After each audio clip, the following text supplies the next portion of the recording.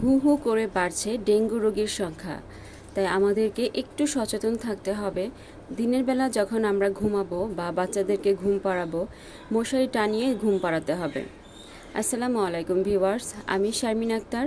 আজকে আবারও নতুন একটি ব্লগ নিয়ে হাজির হয়েছি আপনাদের সাথে। কেমন আছেন সবাই? আলহামদুলিল্লাহ, আমি ভালো আছি। এটা হচ্ছে আমার বড় বোনের রুম। ওরা ওর শ্বশুর বাড়ি বেড়াতে গিয়েছে।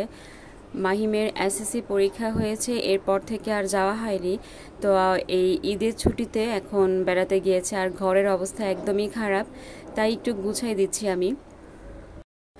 তো আজকে আপনাদেরকে দেখাবো কিভাবে আমি মাত্র 2 পিস গোশত দিয়েই পুরো পরিবারের জন্য তৈরি করে ফেললাম একবেলার খাবার।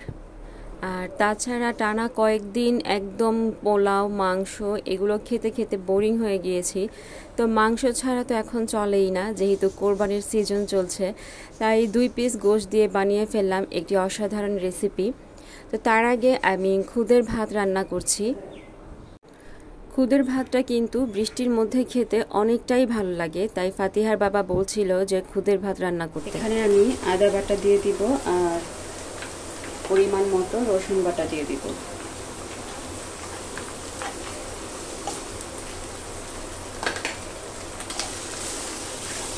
একটু ভালো করে কষায় দিতে হবে।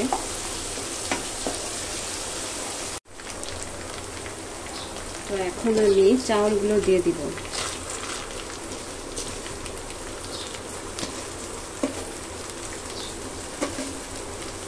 আসলে বৃষ্টির মধ্যে খুদের ভাত আর ভর্তা খেতে কিন্তু অনেকটাই স্বাদ লাগে।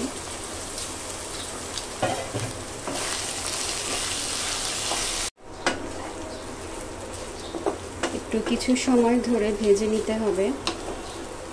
এটার মধ্যে অনেকেই হলুদটা অ্যাড করে, আমি হলুদে দিচ্ছি না, কেননা আমার কাছে ভালো লাগে না। মনে হয় যে খুদের ভাত সাদা থাকলেই ভালো। তো এই পর্যায়ে আমি পানি দিয়ে দিব। এখানে আমি 1.5 পট চাউল দিয়েছিলাম, তো আমি 3 পট পানি দিব। একটু মেপে দিচ্ছি আমি। এই পর্যন্ত যারা আমার ভিডিও দেখছেন, ভিডিওর কোনো অংশ ভালো লেগে থাকলে প্লিজ একটি লাইক দিয়ে দিবেন এবং চ্যানেলটি সাবস্ক্রাইব করে আমার পাশে থাকবেন। আর অলরেডি যারা করে দিয়েছেন তাদেরকে অসংখ্য ধন্যবাদ। আমি কিছু সময় ঢেকে রেখেছিলাম যাতে করে একটু সেদ্ধ হয়। এখন 4 থেকে 5টি কাঁচামরিচ দিয়ে দিব।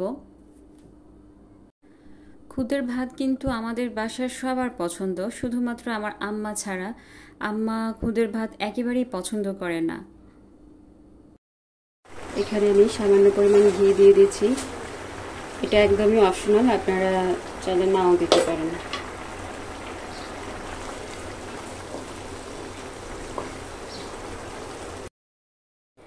আমি ভিডিওর শুরুতে বলেছিলাম ডেঙ্গুর কথা, কেননা ডেঙ্গুটা এখন এত বিরাট আকারে ধারণ করেছে যে হসপিটালে একদিনে 5,000 রোগী ভর্তি হচ্ছে। তা আমাদের যদি এখন থেকে সচেতন না হই, তাহলে দেখা গেল যে খুব সমস্যার সম্মুখীন আমরা হতে পারি। কিছুদিন আগে আমার বড় বোনের ডেঙ্গু হয়েছিল। ওরা একদিনও মশারি টানায় ঘুমায় না, মনে করে যে মশা নাই তো মশারি টানিয়ে কেন ঘুমাবে। আসলে কিন্তু মশা থাকে, ছোট ছোট মশা থাকে, বোঝা যায় না। আমরা যারা মধ্যবিত্ত পরিবারের মানুষ, তারা দেখা গেল যে সবসময় গরুর গোশত কিনে খাওয়া সম্ভব হয় না।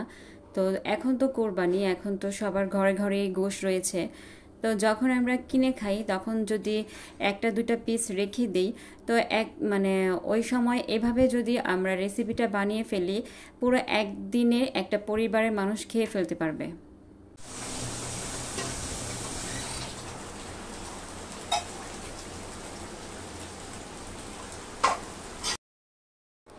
এখানে আমি মাংসগুলোকে কুচি কুচি করে নিয়েছি, আপনারা চাইলে পাটা দিয়ে ছেঁচে নিতে পারেন।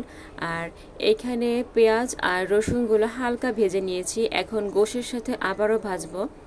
তো আমি এখানে সামান্য পরিমাণ কালো জিরা দিয়ে দিব, যাতে করে মাংসের যে রেসিপিটা বানাবো ভর্তাটা, সেটা যাতে অনেক মজা হয়।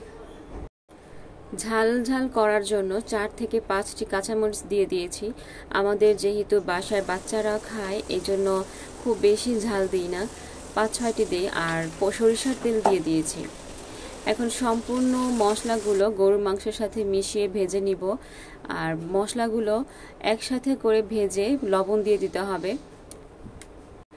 একঘেয়েমি কিন্তু কোনো কিছুই ভালো লাগে না, তাই একটু চেঞ্জ দরকার হয়। গরুর মাংস শুধু গরুর মাংসের তরকারি ভুনা এগুলো খেতে খেতে একদম আমরা সবাই বোরিং হয়ে যাই, তাই এভাবে একটু রান্না করছি। তো আমি সামান্য পরিমাণ পানি দিয়ে দিয়েছি যাতে করে গোশটা একটু সেদ্ধ হয়।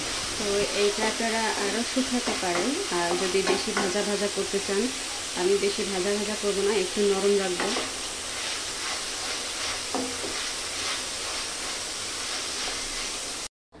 এই যে এরকম ভাজা ভাজা হলে আমি নামিয়ে ফেলবো। আপনারা চাইলে আরও বেশি ভাজতে পারেন, তাহলে দেখা গেল যে গোশটা আরও শুকনো শুকনো হবে। তো এগুলোকে আমি ঠান্ডা করে নিয়েছি, আপনারা পাটায় বাটতে পারেন, আমি পাটায় বাটবো না, আমার যেহেতু সময় নেই আজকে, তো আমি ব্লেন্ডার করে নেব। আজকে আমার গলাটা একটু ভাঙা ভাঙা লাগছে, মানে কথা মনে হচ্ছে যে বের হচ্ছে না, নাকে একটু সর্দি লাগছে, তো আপনারা কিছু মনে করবেন না। তো আমি এই ভাজা মাংসগুলো এখন ব্লেন্ডার করার জন্য নিয়ে নিয়েছি। তো আসলে কি জানেন, আমি এই অবস্থাতেই মানে 2 থেকে 3 টুকরো খেয়ে ফেলেছি, মানে আমার কাছে এতটাই লোভ লাগছিল। তো আমার ব্লেন্ডার করা শেষ, আর দেখেন কি সুন্দর হয়েছে, আমি বেশি মিহিনও করি নাই। এখন এভাবেও খেতে পারেন, আমি গোল গোল করে নিব, যেহেতু আমাদের ঘরে মানুষ আছে তো সবাইকে সমান করে দিতে হবে।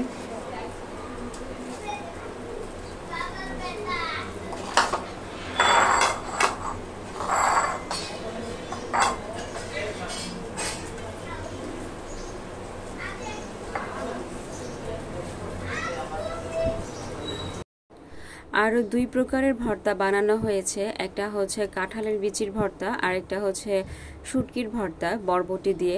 বরবটি দিয়ে শুটকির ভর্তাটার রেসিপি আমি আবার দেখাবো। তো আমার ভর্তা বানানো শেষ, এখন সবাইকে শুধু খেতে দিব।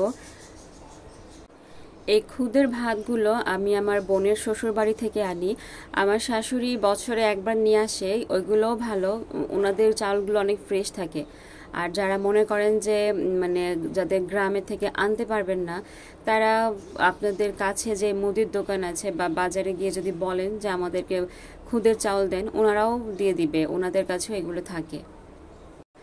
আমি যেদিন খুদের ভাত আর ভর্তা করেছিলাম সেদিন অনেক বৃষ্টি হচ্ছিল, তো আজকে যেহেতু ভিডিওটা আপলোড করছি, তো আজকে বৃষ্টি নেই, এখন জানি না আপনাদের কাছে কেমন লাগবে, এজন্য আমি বৃষ্টি কিছু ভিডিও করে রেখেছি। আজকে এই পর্যন্তই। আমার ভিডিও যদি ভালো লেগে থাকে তাহলে পরবর্তী ভিডিও দেখার জন্য অপেক্ষায় থাকবেন। আল্লাহ হাফেজ, আসসালামু আলাইকুম।